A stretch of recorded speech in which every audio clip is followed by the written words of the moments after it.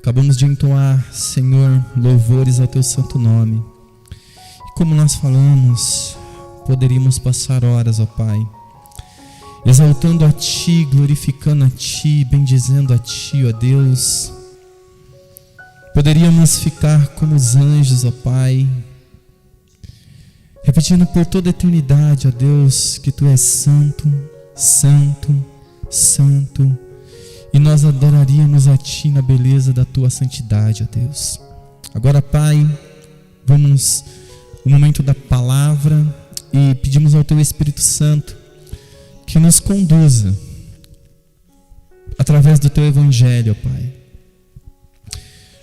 E que as nossas mentes, ó Deus, possam ser conduzidas pelo Teu Espírito Santo e que a Tua palavra desça ao nosso interior. Aleluias, glória a Deus. Aleluias, aleluias. Graça e paz a todos mais uma vez.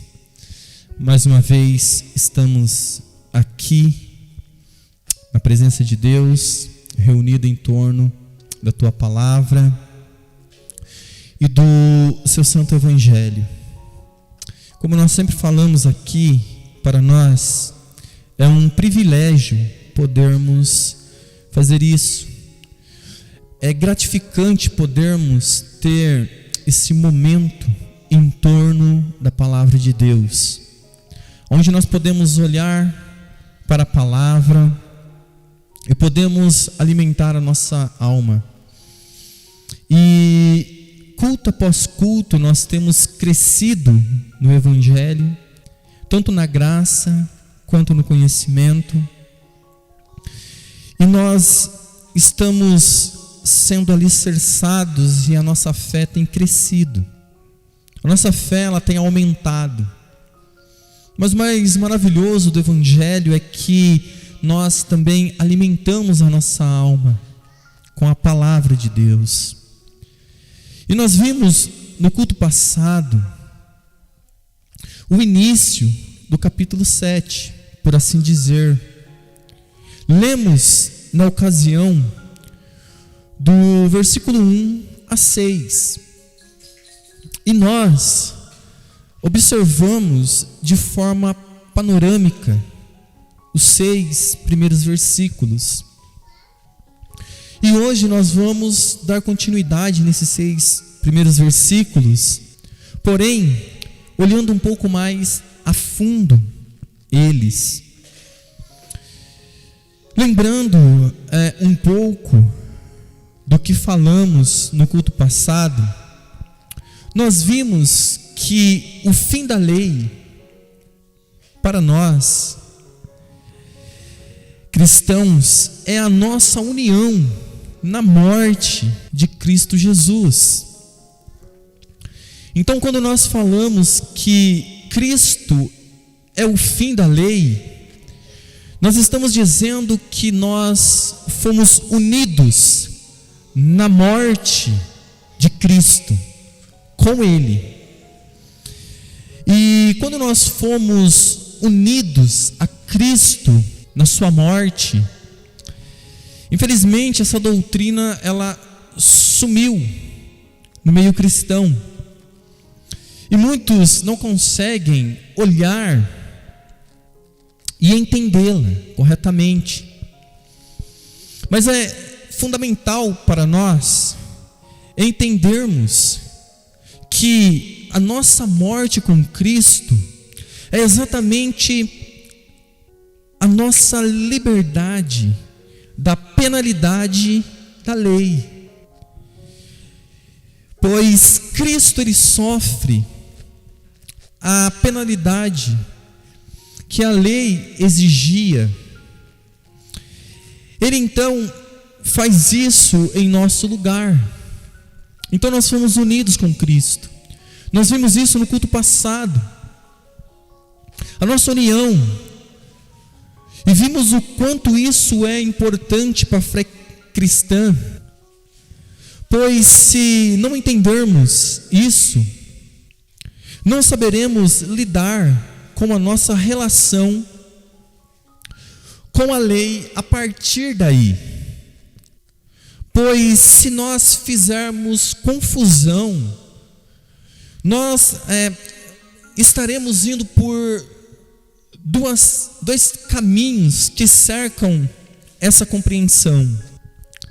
Se nós não entendermos essa nossa morte com Cristo, se nós não entendermos essa união com Cristo, poderemos novamente voltarmos a estar debaixo da lei, ou então ainda pior, podemos ir para o antinomismo, que é algo totalmente terrível.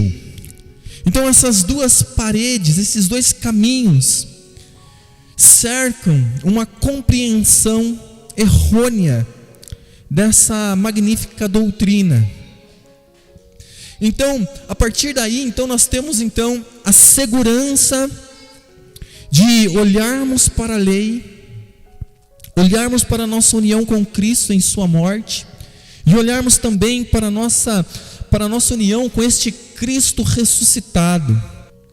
Só assim, entenderemos a nossa relação com a lei. O que temos que entender é que agora estamos de fatos mortos para a lei, e isso muda a nossa relação direta com ela.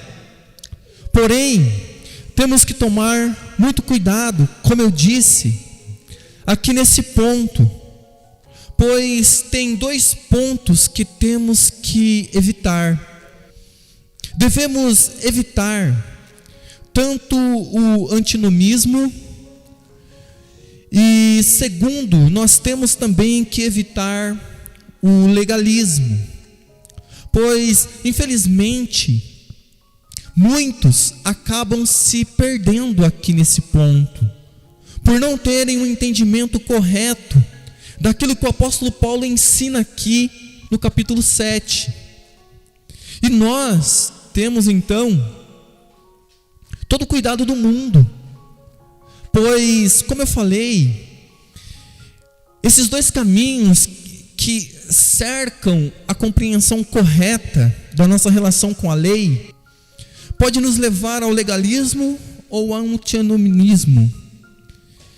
E o antinominismo é algo terrível.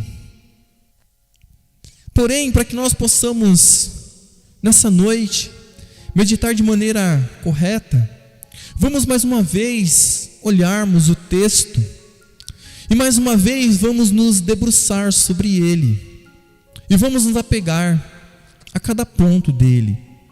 O texto que lemos no culto passado foi: não sabeis vós, irmãos, pois que fala aos homens que sabem a lei, que a lei tem domínio sobre o homem por todo o tempo que vive, porque a mulher está sujeita ao marido enquanto ele viver, estar-lhe ligada pela lei, mas morto o marido, está livre da lei do marido.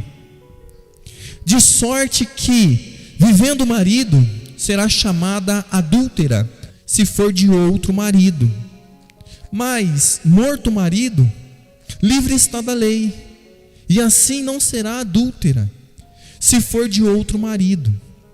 Assim, meus irmãos, também vós estáis mortos para a lei pelo corpo de Cristo, para que sejais de outro, daquele que ressuscitou dentre os mortos, a fim de que demos frutos para Deus. Porque, quando estávamos na carne, as paixões dos pecados, que são pela lei, operavam em nossos membros para darem frutos para a morte. Mas agora temos sido libertados da lei, tendo o marido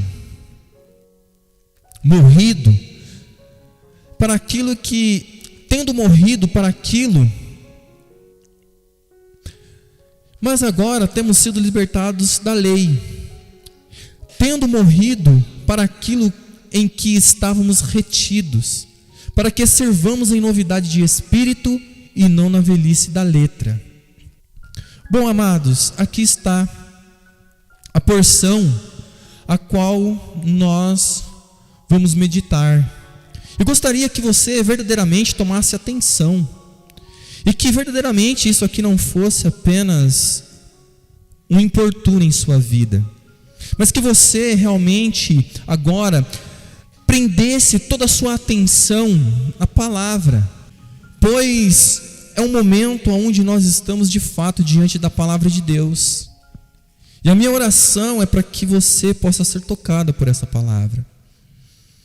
Que a palavra de Deus, amados, tenha verdadeiramente algo importante no centro da nossa atenção. Pois, ao concluir o seu primeiro argumento, no capítulo 6, ele tinha dito porque o pecado não teria domínio sobre vós. E aqui está o seu motivo para dizer isso, amados. Pois não estáis debaixo da lei, mas debaixo da graça. Ele parece gloriar-se nesse fato. Parece que ele está dando um outro golpe na lei. Ele já a tinha derrubado. Digamos no capítulo 5, versículo 20. E agora pisa nela. Imediatamente, amados, os seus opositores pegam seus cacetes e dizem: certamente essas declarações são muito erradas e muito perigosas, Paulo. O certo é que, se você vai abrogar a lei e eliminá-la por completa, estará acabando com toda a garantia de uma vida santa e também uma reta conduta e comportamento. É impossível a santificação sem a lei. Se você tratar a lei desse modo e se descartar dela, e ainda por cima alegrar-se por fazer isso, acaso não estará, Paulo, encorajando a ilegalidade? E não estará, pouco menos, que incitando o povo a viver pecaminosamente? Aqui está o que os opositores poderiam acusar Paulo. E é interessante que nós também poderemos ser acusados disso. Quando nós pregamos a certeza da salvação, quando nós pregamos a garantia da salvação, e quando nós anunciamos que já não estamos mais debaixo do domínio da lei, as mentes carnais podem dizer isso, as mentes legalistas podem dizer isso. A lei, eles acreditavam, era a grande garantia de um viver santo e da santificação. E é incrível, amados, que haja pessoas que acham isso mesmo, depois de ouvirem o Evangelho, se é que de fato ouviram o Evangelho.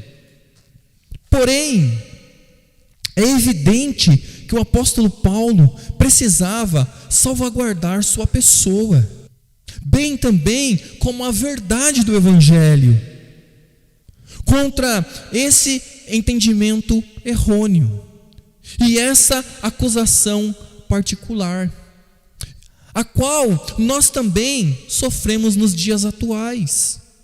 As pessoas, ao nos verem pregando o Evangelho da graça, por não terem o conhecimento do Evangelho, por nunca ouvirem o Evangelho sendo pregado em suas igrejas, quando nos ouvem anunciar o Evangelho de maneira segura, eles logo partem para o legalismo como base, ou partem para o antinominismo. Porém, eles acabam dizendo isso: se nós já não estamos mais, e vocês falam com tanto desdém da lei, sendo que a lei seria para nós momento de santificação, o apóstolo Paulo então, ele precisava nos dar uma base para salvaguardar a sua pessoa. E também defender a verdade do Evangelho, o que nós estamos fazendo aqui hoje, contra esse entendimento errôneo e contrário ao Evangelho, a essa acusação em particular. Pois bem, amados, é precisamente esse é o ponto e propósito deste capítulo 7. Como nós falamos, o capítulo 6, 7 e 8 é uma coisa só. Não está subdividida na carta. Em nossas Bíblias está. Porém, na carta original não. Então o apóstolo Paulo, ele está aqui se empenhando em defender aquilo que ele está falando.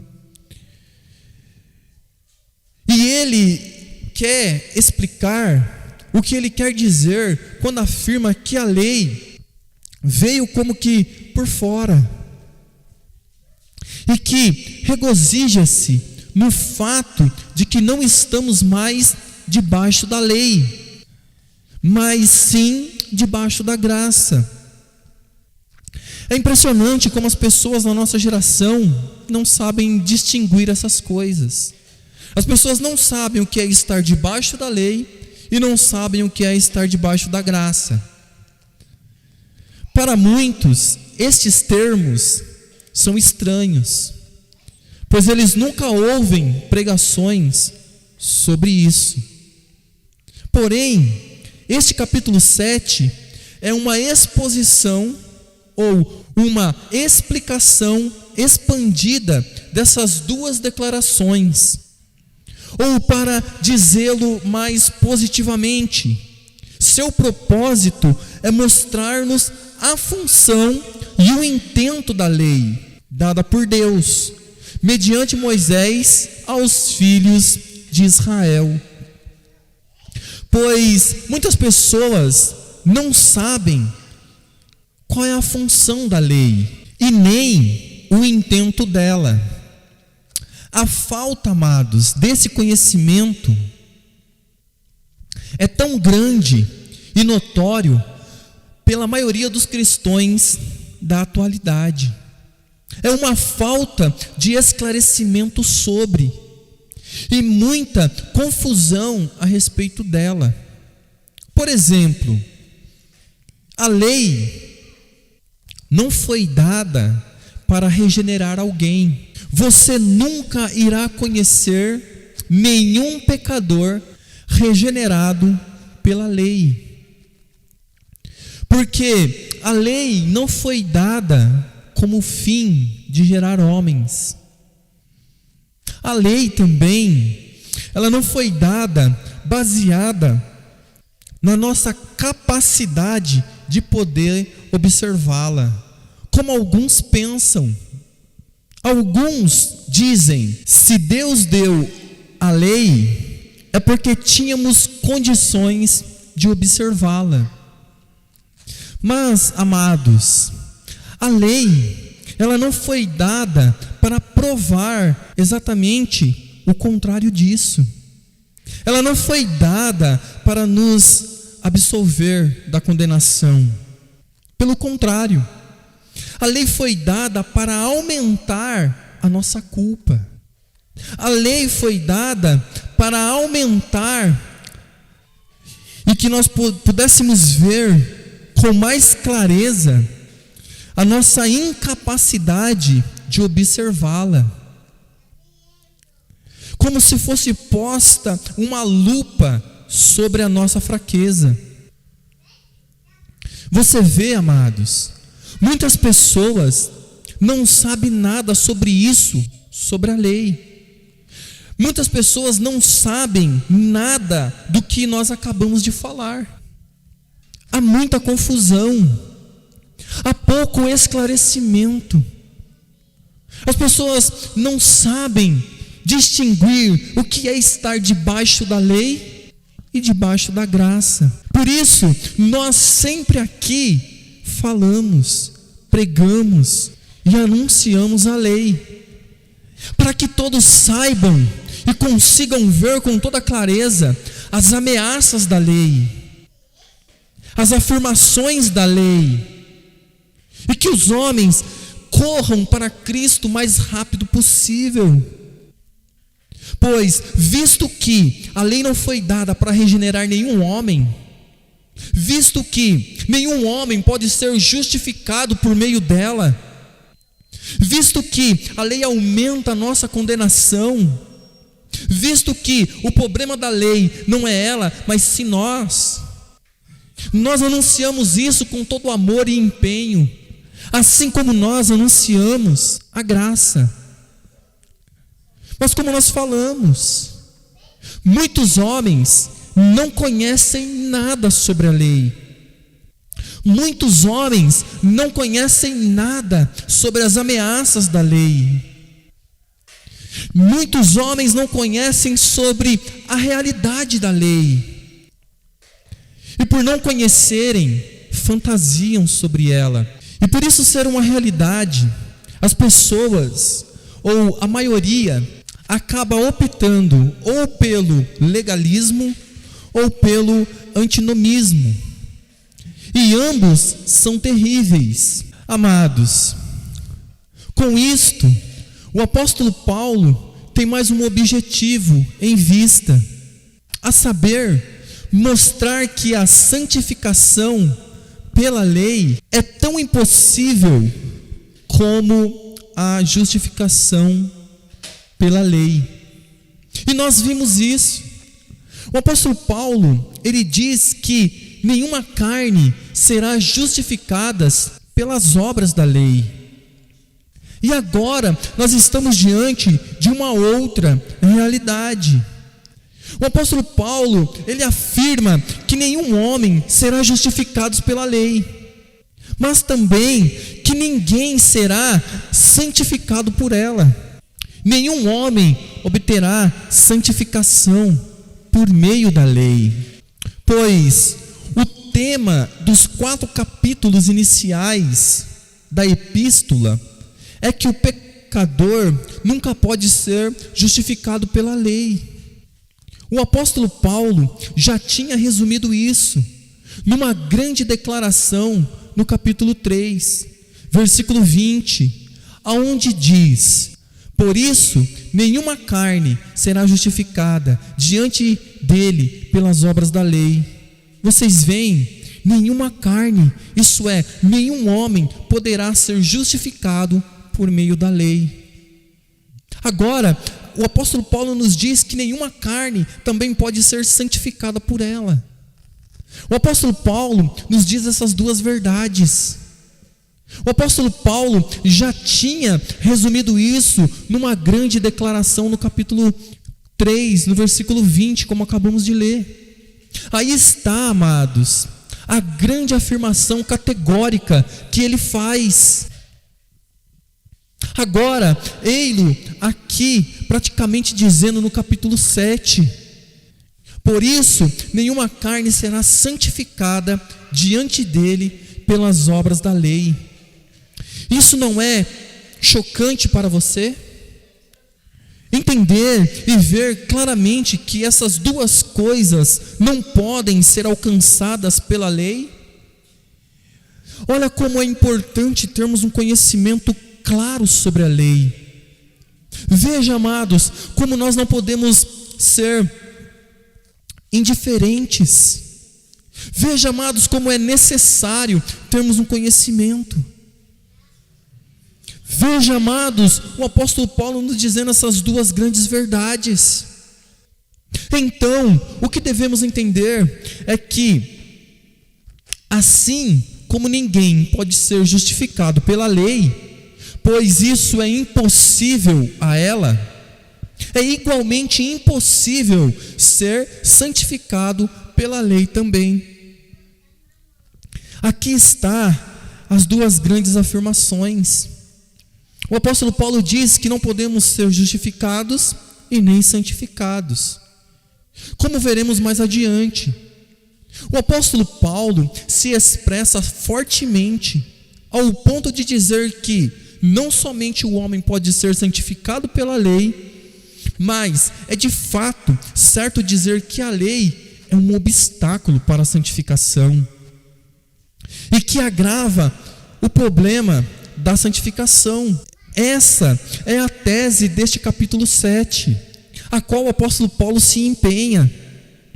Amados, o apóstolo Paulo, ele está nos dizendo que nós não podemos ser santificados pela lei, como a lei é um obstáculo para a mesma. Essa é a tese deste capítulo 7.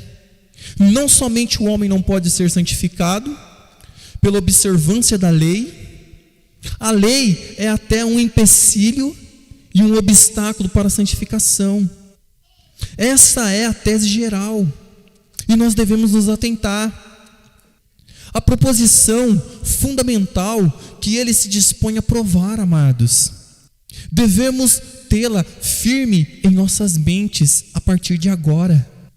Como nós falamos, os homens não conhecem o que tratamos até aqui, pois agora que tratamos, devemos manter essas verdades firmemente em nossas mentes, para continuarmos lendo a carta com segurança. Ao passarmos a seguir o minucioso desdobramento da referida proposição, dividimos o capítulo em 3 partes. Em nenhum outro lugar é mais importante que olhemos panoramicamente o capítulo, antes de passarmos aos detalhes, do que nesta passagem. É fácil, amados, ficarmos confusos e perdidos em algumas das exposições detalhadas, se deixarmos de ter em mente o que basicamente o apóstolo Paulo está dizendo aos seus leitores. A primeira divisão consiste dos versículos 1 a 6, aonde nós iremos meditar. Temos aí uma exposição na qual o apóstolo define a nossa relação como crentes com a lei. Ao mesmo tempo, ele mostra, amados, o porquê, a mudança em nossa relação com a lei. É absolutamente essencial para a nossa santificação, como foi para a nossa justificação também. Veja, se nós não entendermos a nossa justificação pela fé, não através da lei, também não entenderemos a nossa santificação. O versículo, amados, chave nessa sessão é o versículo 4. É um texto crucial. Diz ele assim: assim, meus irmãos, também vós estáis mortos para a lei, pelo corpo de Cristo. Por quê? Para que sejais de outro, daquele que ressuscitou dentre os mortos. Mas, por que devo estar unido como que matrimonialmente a Ele? Por que devo estar unido a alguém, em particular a Jesus Cristo? Eis a resposta: o fim de que demos frutos para Deus. Esse é o verdadeiro assunto, a questão de vital importância aqui. O fim de que demos frutos para Deus. Esse é o verdadeiro assunto, a questão vital e de suma importância. O que interessa ao apóstolo Paulo é a produção desses frutos para Deus. A sua tese no capítulo todo é que você jamais poderá produzir frutos para Deus enquanto estiver ligado à lei. Veja, enquanto nós estivermos casados com a lei, o que temos que ter em mente é que ninguém será justificado pela lei, muito menos santificado por ela. A lei, ela foi dada para fazer o oposto. Por isso que todo aquele que ainda estiver casado com a lei não pode produzir frutos para Deus. Antes, só pode produzir frutos para a morte. Agora, quando nós estamos casados com Cristo, quando nós estamos unidos com Ele, então podemos produzir frutos para Deus. E isso inclui justificação e santidade. Amados, há somente um modo de produzirmos frutos para Deus: é estar casado com o Senhor Jesus Cristo. Essa é a tese de Paulo. Nos versículos 1 a 6, ele diz em termos gerais: como crentes, qual é a nossa relação com a lei? Não é que foi outrora, houve mudança. Ele nos diz como foi que isso aconteceu e qual o propósito disso tudo. Porém, jamais poderíamos produzir frutos para Deus se aquela relação não tivesse sido mudada e não tivéssemos entrado numa nova relação com ela. Essa é a primeira parte. Então nós vimos que estamos agora divorciados da lei pela morte. Então quando nós falamos que o fim da lei é Cristo, nós estamos falando que quando morremos com Cristo, a morte nos liberta da lei, a morte de Cristo. Pois a lei nada pode fazer com alguém morto. Por isso morremos com Cristo. Esse é o grande detalhe. Essa é a grande maravilha. E muitos não conhecem isso. Por isso muitos querem se apressar. Muitos fazem confusão. Muitos não conseguem compreender. Mas o que nós estamos aprendendo nessa noite? Estamos aprendendo que fomos divorciados da lei pela morte. Por isso que ele diz, pelo corpo de Cristo. Pois quando Cristo morre, nós morremos. E aí nós somos ligados na morte de Cristo. E agora quando Cristo ressuscita, somos ligados à ressurreição, a esse Cristo ressurreto. A vida dele agora habita em nós. E isso é maravilhoso. E essa é a primeira parte. A primeira parte que nós temos que manter em mente. Essa primeira parte nós temos que estar sempre relembrando. Amados, eu me atrevo e me aventuro a dizer e assevero que muitos, para não dizer a maioria, dos nossos problemas na vida cristã são ocasionados por não captarmos o ensino deste capítulo 7 da Epístola aos Romanos. Por exemplo, que conceito totalmente inadequado do pecado as pessoas têm nos nossos dias atuais. Quão pouco se fala do pecado. Como não gostam de pregar sobre assuntos ligados ao pecado. Não é verdade? O que você vê nesses eventos gospels? O que você vê nessas grandes reuniões? O que você vê na maioria das igrejas? Com certeza não são assuntos ligados ao pecado. Antes, são assuntos ligados a outras coisas. Dizem eles, devemos sempre ser positivos. Não nos fale sobre o pecado. Não nos fale sobre ele. Antes, nos fale de salvação. Horas, nós viemos ao culto, nós viemos ao show gospel para ouvir o quê? Sobre salvação.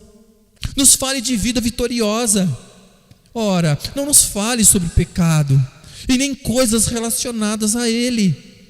Antes, nos fale de conquistas. Nos fale sobre triunfar.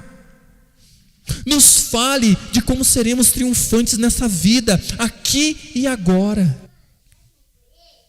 Ora, como é que você vai nos falar sobre o pecado? Isso é tão deprimente. As pessoas não quererão vir mais ao culto. As pessoas não quererão vir mais aos shows gospels. Se você falar sobre o pecado, nos fale sobre salvação. Nos fale de vitória, nos fale de conquista, me fale sobre triunfar nessa vida aqui e agora. É sobre isso que os pecadores querem ouvir. Me fale sobre vida financeira, sobre saúde financeira, de como eu gerir as minhas finanças. Mas não me fale sobre pecado, não me fale sobre isso. Sobre o quanto, antes fale sobre o quanto eu sou importante para Deus, de como Ele morreu por mim, de como eu sou valoroso. Me fale sobre os meus sonhos, fale sobre os meus projetos, me fale sobre mim, qualquer coisa, mas por favor não me fale sobre pecado. Fale sobre algo que eu goste.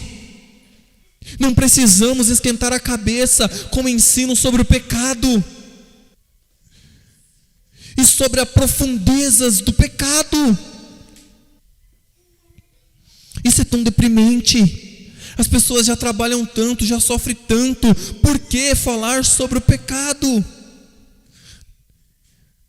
Amados, isso explica porque muitos no nosso cristianismo moderno é tão superficial com relação ao pecado. Pessoas que nunca estiveram no capítulo 7 gastam tempo discutindo sobre passar do capítulo 7 para o capítulo 8 de Romanos. Nunca se aperceberam das profundezas do pecado dentro delas próprias. Nunca conheceram realmente o poder do pecado, sua pavorosa tirania e feiura. Esse poder que, por assim dizer, é capaz até de torcer a lei de Deus para adequá-la ao seu próprio fim e para anular a lei de Deus. Que coisa terrível, amados, é o pecado. Que coisa horrível. Vocês vão de concordar. Por isso, no cristianismo moderno, muitos acham que quando creem, ou quando tomaram a sua decisão, ou quando foram à frente a um púlpito, tudo estava claro e iam viver felizes para sempre. Então, pouco tempo depois, elas se veem em certas dificuldades, amados, e ficam sem entender, porque nunca entenderam o pecado, porque por acreditarem hoje que o novo nascimento parte da vontade do homem e da sua decisão, e é ele que decide nascer de novo, precipitam-se a um nascimento precoce e duvidoso. Nunca experimentaram de fato o arrependimento dos pecados. Talvez, amados, tenham ouvido de algum evangelista que nunca tinham necessidade de incomodar-se com o arrependimento, que isso viria mais tarde, que o fato grandioso era crer positivamente no Senhor Jesus Cristo. Amados, é isso que tem ensinado para os cristãos modernos. Os cristãos modernos têm essa visão distorcida do pecado e do arrependimento. Amados, no entanto, eles não entenderam como nem o porquê disso, e inevitavelmente entraram em dificuldades mais tarde. Nunca entenderam o ensino deste capítulo sobre a profundidade, ou sobre a gravidade, a torpeza e o poder do pecado. Como nós falamos, as pessoas odeiam falar sobre o pecado, sobre a sua gravidade, sobre a sua profundidade. Como eu falei, eles preferem outros assuntos, eles preferem outras coisas do que aprenderem sobre o pecado. E aqui está a decadência da nossa geração, amados. Mas há também alguns cristãos que estão constantemente em dificuldades acerca da sua relação com a lei, e trataremos disso em detalhes mais adiante. No momento, continuo a oferecer uma vista panorâmica, pois muitos cristãos persistem em colocar-se de novo debaixo da lei. Geralmente, amados, isso acontece desta maneira: eles creem no Senhor Jesus Cristo, são cristãos, mas então caem em pecado. E porque caem em pecado, começam a pensar da seguinte maneira: será que eu era cristão mesmo? Ficam inseguros, duvidando da sua salvação. Não somente perdem a segurança, a certeza, porém até duvidam se de fato são cristãos. E outros ficam achando a mesma coisa deles e dizem: aquele homem nunca foi cristão. Se fosse cristão, nunca teria feito o que ele fez. O que foi que aconteceu? O que diríamos nos nossos dias de Davi, nos dias atuais, de Sansão, de Pedro? Sejamos realistas, amados.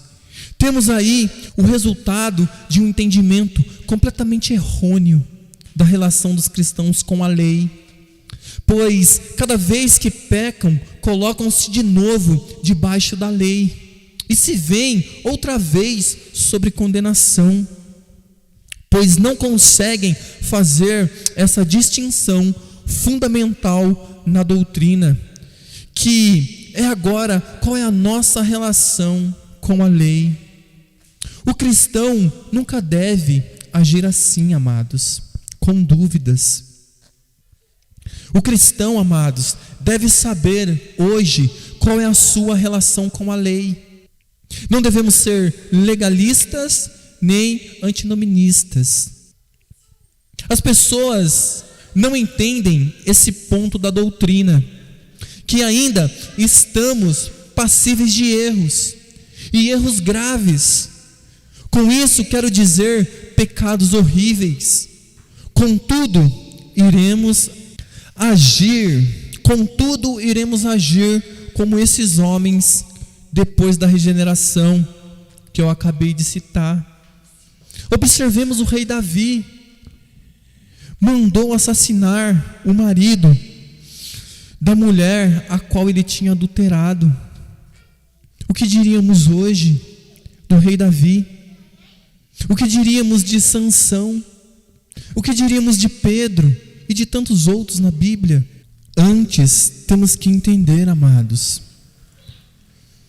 devemos agir como esses homens agiram, pois eles eram verdadeiramente regenerados. Iremos nos arrepender profundamente e amargamente pelos pecados cometidos como eles. É por isso que muitos ainda não entenderam a nossa relação com a lei e se colocam pessoalmente de novo debaixo da lei. Dizendo isso, alguém contestará: você incita as pessoas a pecarem enquanto quiserem. Nada disso. Na realidade, faço exatamente o oposto. Porque se você realmente entender a verdade sobre este ponto, vai por todo empenho oposto em abster-se de pecar. Torno a dizer que, por mais que você peque, e seja qual for o tipo de pecado que cometer, nunca deverá colocar-se de novo debaixo da lei. Nunca deverá permitir que o domine o sentimento de que outra vez está sobre condenação. Pois, como está escrito, portanto agora nenhuma condenação há para os que estão em Cristo Jesus. É como o apóstolo Paulo vai resumir tudo isso no versículo 1 do capítulo 8. Essa é a tese do impacto de todo o seu argumento. Portanto agora, não devemos perder de vista o tempo presente. Ele diz: portanto agora nenhuma condenação há. Vejam, amados, nenhuma condenação há. Agora, não podemos nos desprender disso. Mas há também a segunda cláusula, que ele diz: para os que estão em Cristo Jesus. Se de fato você está em Cristo Jesus, nenhuma condenação há. Porque você não está mais debaixo da lei. Porque você morreu com Cristo em sua morte. Porque agora Cristo ressurreto é a sua vida. Então podemos dizer, portanto agora, nenhuma condenação há para os que estão em Cristo Jesus. Aqui está a nossa relação com a lei. Agora, a lei não pode mais nos condenar. A lei agora não tem mais autoridade sobre nós em relação à sua penalidade. E essa é a tese do impacto de todo o argumento do apóstolo Paulo. Todavia, amados, a outra maneira pela qual os cristãos muitas vezes se colocam debaixo da lei é quando não conseguem atingir o padrão que eles enxergam no Novo Testamento para o cristão. Pois bem, este ponto é positivo, amados. O outro era negativo. Eles leem as diversas descrições de personalidades cristãs e dizem: eu não sou isso, não cheguei a esse ponto ainda. Eu não sou como o apóstolo Paulo, como o apóstolo João. Eu não sou como Pedro ou como Mateus. Esses eram grandes homens. Porém, a ovelha pequena é como a ovelha grande, possuem a mesma natureza. Embora a ovelha pequena não consiga fazer o que a grande faz, ainda assim é uma ovelha. Então, amados, visto que não chegaram lá, começam a dizer: pergunto-me se afinal sou um cristão, pois se eu fosse cristão, certamente estaria vivendo daquela maneira. E começam a pôr-se à prova à luz das Escrituras. Ora, isso é muito bom, e é certo e é correto, quando nós olhamos os padrões das Escrituras e tentamos nos encaixar em seus padrões. Entretanto, amados, quando eles veem que não cumpre o padrão das Escrituras, em vez de dizerem que são cristãos fracos, dizem que não são cristãos. E é aí que eles erram. Colocam-se de novo debaixo da lei. Usaram mal os testes do cristão, usaram-nos para condenar-se. Estão novamente sobre condenação. E isso significa estar debaixo da lei. Mas o cristão nunca deve ficar nessa situação, pois estamos mortos para a lei. Essa é uma realidade que devemos carregar em nossos corações. E outra realidade é que estamos casados com Cristo, o nosso Senhor. Nós somos a sua noiva e agora temos esse relacionamento com Ele. E isso faz toda a diferença. Se você não entender que está morto para a lei e casado com Cristo, não haverá santificação em sua vida, pois ninguém pode ser santificado pela lei. Ninguém pode ser justificado pela lei. Só podemos dar frutos para Deus, só podemos ser santos se estivermos divorciados da lei. Amados, isso é importante e muito profundo, pois as pessoas, por não entenderem essa parte, fazem toda a confusão, ou se tornam legalistas ou se tornam antinominais. Agora, amados, há porém uma segunda causa de fracasso. Essas pessoas entenderam mal o capítulo e o que acabei de dizer, e de tal maneira que ignoram totalmente a lei e vão direto para o antinominismo. O que é estar de fato numa terrível condição? Dizem elas, você está certo quando diz que o crente nunca deve se pôr-se de novo debaixo de condenação. Está absolutamente certo. Contudo, interpretam isso no sentido de que o que eu faço não importa. Sendo assim, posso pecar quanto quiser, não há condenação para mim, estou a salvo, estou seguro. Isso é puro antinomismo, amados. É uma graça barata. Tornaram a graça de Deus em uma desgraça para si mesmos, zombam do Evangelho, zombam do nosso amado Salvador Jesus Cristo, zombam daquilo que nos foi dado para a glória de Deus.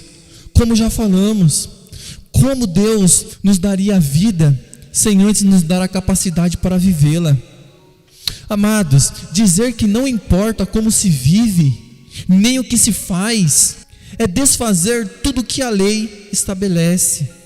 Essa é a interpretação igualmente errônea e fatal deste ensino. Temos que dar aqui, amados, cuidadosa atenção a estas questões e devemos definir com precisão o que o apóstolo Paulo quer dizer no versículo 4, onde lemos: assim, meus irmãos, também vós estáis mortos para a lei. A interpretação exata dessa declaração é o ponto de maior importância aqui. Muitos se precipitaram, como nós já falamos, e partiram para o antinominismo, porque não o entenderam. Há sempre esses dois extremos, amados, e devemos evitá-los. Devemos evitar o legalismo e devemos evitar o antinominismo. Devemos evitá-los porque não estamos debaixo da lei. A pessoa que, temorosa, coloca-se debaixo da lei e da sua condenação, é o tipo atrevido e descarado que faz exatamente o oposto e se faz culpado do terrível pecado chamado antinomismo. E então, amados, nós temos que ter isso muito bem claro em nossas mentes. Estamos aqui abraçados, agarrados com Cristo. Estamos aqui, amados, unidos a Cristo e ressurreto. Estamos aqui unidos com Cristo. E quando olhamos em volta, nos deparamos com o legalismo, nos deparamos com o antinominismo. E isso, ó amados, é terrível. Esse é o segundo grupo de problemas. Mas há um terceiro. Muitos cristãos estão em dificuldades porque nunca entenderam plenamente a doutrina da sua união com o Senhor ressurreto. Como já disse, o apóstolo expôs isso pela primeira vez no versículo 10 do capítulo 5. Se nós, sendo inimigos, fomos reconciliados com Deus pela morte do seu Filho, muito mais, estando já reconciliados, seremos salvos pela sua vida. Assim como estávamos em Adão, assim também agora estamos em Cristo Jesus. É sobre isso que aqui fala esse primeiro ponto. É por isso que ele diz para nós. Então aqui, amados, nós temos que entender esse ponto, o ponto da nossa união com esse Cristo ressurreto. Entendermos que a nossa relação com a lei é de mortos em Cristo. Sim, amados, porque a lei, ela não terá domínio sobre nós, porque fomos unidos na morte com Cristo. Mas não somente isso, agora estamos unidos com esse Cristo ressurreto, estamos casados com Ele, a sua vida agora habita em nós. É por isso que nós cantamos que a vida de Cristo agora habita em nós. É por isso que agora nós podemos louvar a Deus. É por isso que agora podemos dar frutos, porque o resultado do nosso relacionamento com Cristo Jesus ressurreto é a santificação para a glória de Deus. Aqui está esses pontos, para que nós possamos no próximo culto avançarmos, e é isso que nós iremos fazer. Mas é importante, amados, olharmos isso. Não devemos correr para o legalismo, muito menos ir ao antinominismo. Antes, devemos estar unidos, certos do Evangelho, pois o Evangelho é libertador. O Evangelho traz essa doutrina gloriosa. O Evangelho nos faz enxergar aquilo que a lei não poderia fazer a nosso favor. É por isso que muitos confundem, é por isso que muitos não entendem, é por isso que muitos ou vão para o legalismo ou acabam indo para o antinominismo. Mas nós ficamos com o Evangelho, que nos une a Cristo, tanto em sua morte para nos libertar da penalidade da lei, e romper o nosso relacionamento com ela. Por isso o apóstolo Paulo diz que nós não estamos mais debaixo da lei, mas sim da graça. Por quê? Porque agora estamos unidos com esse Cristo ressurreto, com a ressurreição de Cristo. É maravilhosa. Nós já falamos que essa doutrina deveria ser pregada com muito mais frequência em nossos dias, falarmos da ressurreição de Cristo. Infelizmente, as pessoas só pregam sobre a ressurreição na época da Páscoa, e isso é algo terrível para nós, é algo terrível para a geração de cristãos, pois não sabem nada sobre a lei e não sabem nada sobre a graça, e ainda não conseguem entender a profundidade do pecado em suas vidas, a letalidade do pecado na sua própria alma. Por isso, amados, é necessário que Deus levante mais homens que preguem sobre a lei, que preguem sobre a graça e que anunciem Jesus Cristo ressurreto dentre os mortos. Que Deus abençoe as nossas vidas. Vamos orar. Senhor Deus, obrigado. Obrigado, Deus, porque nós fomos unidos na sua morte para estarmos livres da penalidade da lei. E agora, Deus, nós estamos ligados a Ti, tanto na sua morte quanto na sua ressurreição, porque o Senhor morreu uma vez e uma vez por todas para o pecado, mas para viver para Deus, vive eternamente, e essa vida, Pai, que habita em nós. É por isso que o apóstolo Paulo diz que agora ele não vive, mas o Senhor vive nele. É por isso que nós também podemos dizer nessa noite: não vivo mais eu, mas Cristo vive em mim, esse Cristo ressurreto, ó Pai. É por isso que nós estamos unidos na sua ressurreição, porque quando o Senhor ressuscitou, o Senhor nos trouxe esperança, o Senhor confirmou todas as coisas que prometera a nós, e nós louvamos a Ti por isso, ó Deus. Amém, amém, Jesus, amém.